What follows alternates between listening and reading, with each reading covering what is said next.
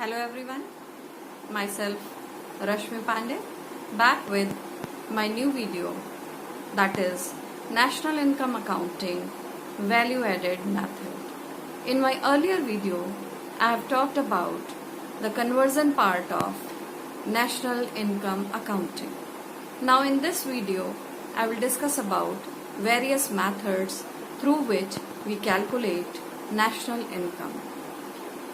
As you know, in the circular flow of income, there are three phases of circular flow, that is production phase, income generation phase and expenditure phase.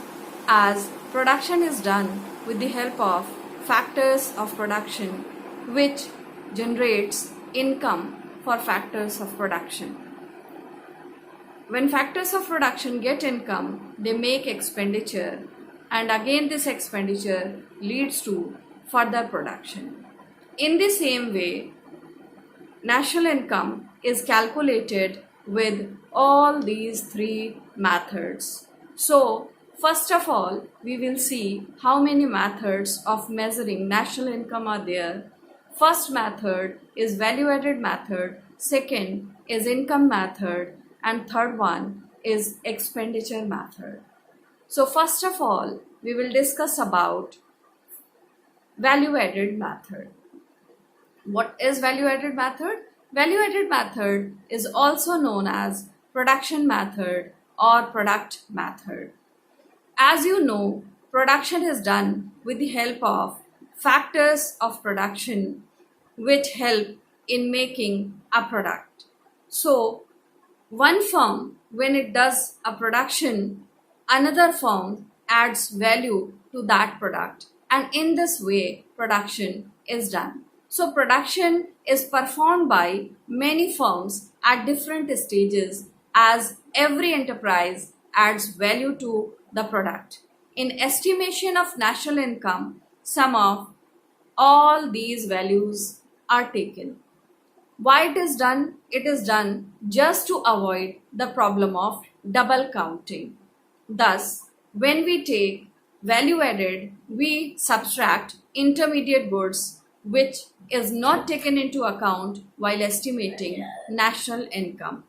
So, first of all, we will see how to calculate this national income through product method. This is gross value added at market price equals to sales of value of output minus intermediate consumption. So very important thing is that we should understand why do we get this GVAMP. Whenever production is done, it is done with the help of machines, capital goods which depreciate in the process of production. So their value is added in the price of the product. And when the product comes in the market, indirect taxes are paid and government pays subsidies to the producers. So the aggregate which we get through the product or value added method, that is called gross value added at market price. This is equal to value of output minus intermediate consumption. Suppose we have to make cloth. So for making that cloth, some cotton is required. So value of cotton should not be added in the national income because it will lead to overestimation of the national income. So value of output minus intermediate consumption gives us gross value added at market price. Now what is this value of output? This value of output is equal to sales plus change in stock. If whole stock is not sold in the same year, it is presumed as final product and that is added in the sales. If whole stock is sold in the same year, so value of output will become equal to sales. And what is this change in stock? Change in stock is the difference of closing stock minus opening stock.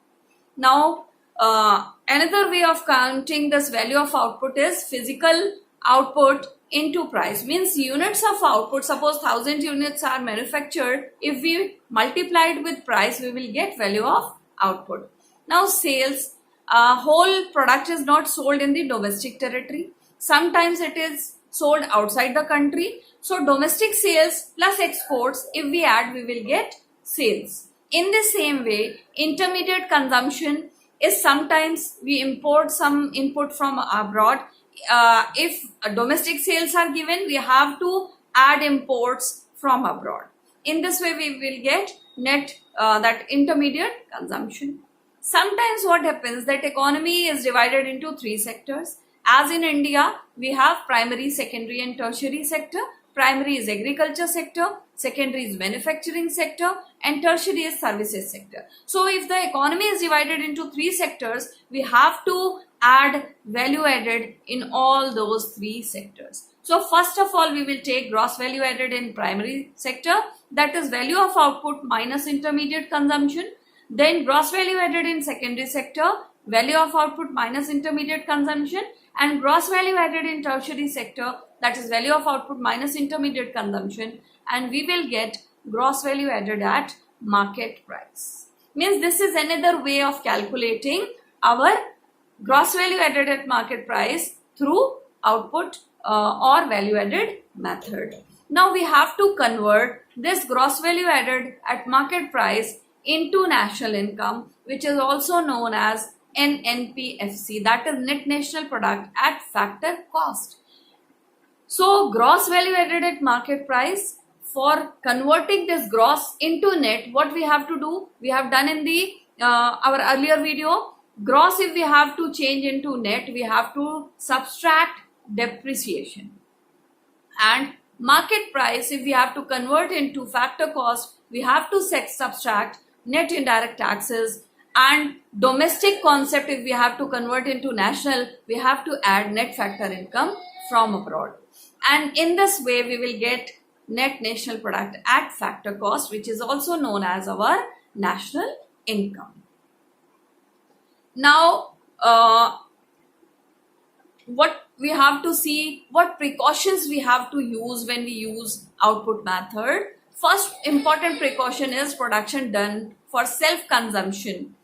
That should not be added.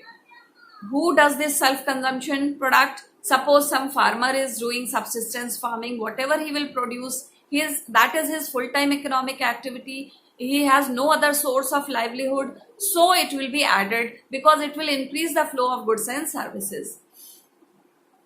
Whatever product he is producing, that he will consume himself, but it has a market value, so it should be added in the national income. Then second precaution, that services done for self-consumption should not be included. Why it should not be included? Because their estimation is not possible. Who does these services?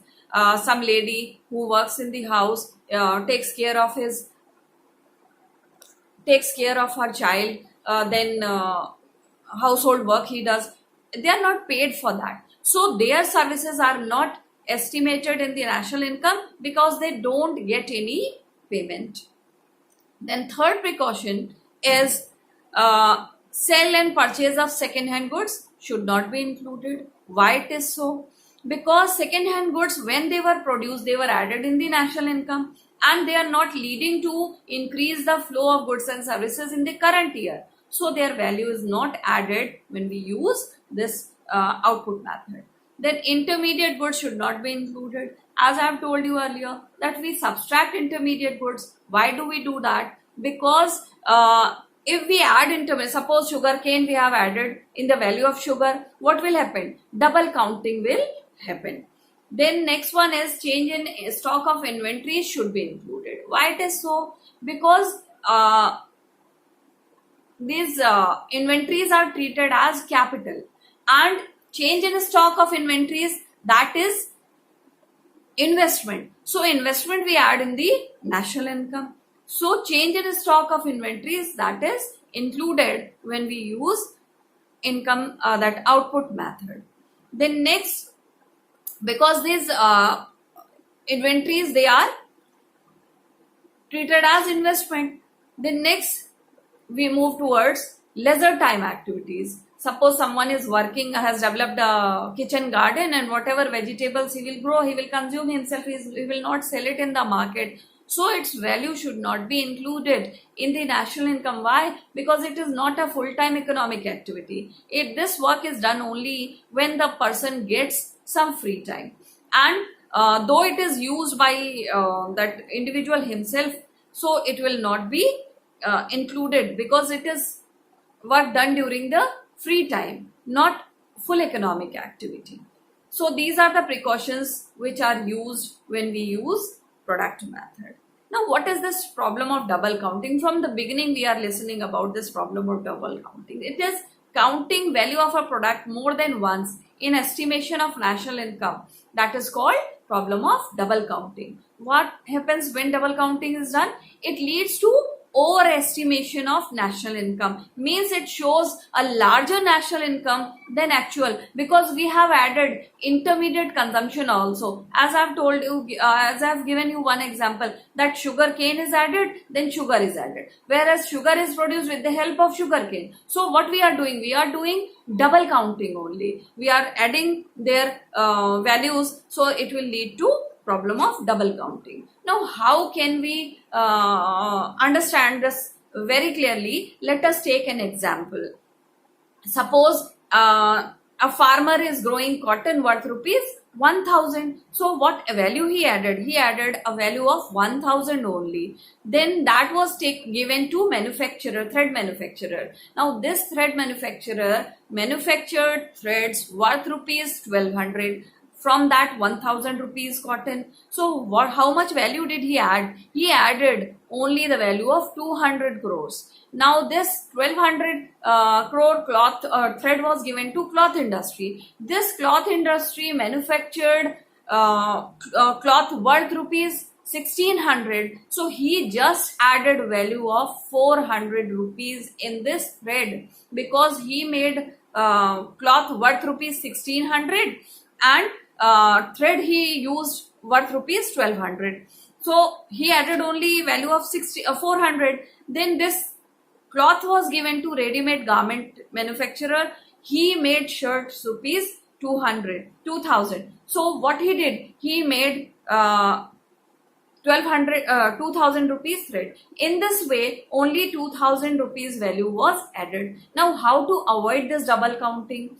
This can be avoided only by adding counting value added at each level of production. As you have seen in the earlier example, that farmer added value of rupees 1000, then thread manufacturer added value of rupees 200, then cloth manufacturer added rupees 400, and then shirt manufacturer added rupees 400.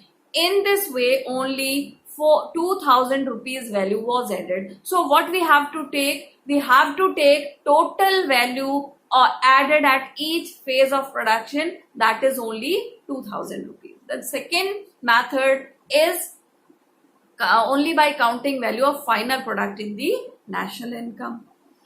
As you have seen in the given example, that shirt which was manufactured, that was only of rupees 2000. So either to take value added at each phase of production, or to take value of final product. Only then we can avoid the problem of double counting. This is very important, because what happens if we are taking product value of all the products, it becomes 5800, which is much higher than the actual price of the output. Thank you. We'll see you next time with new video on income method.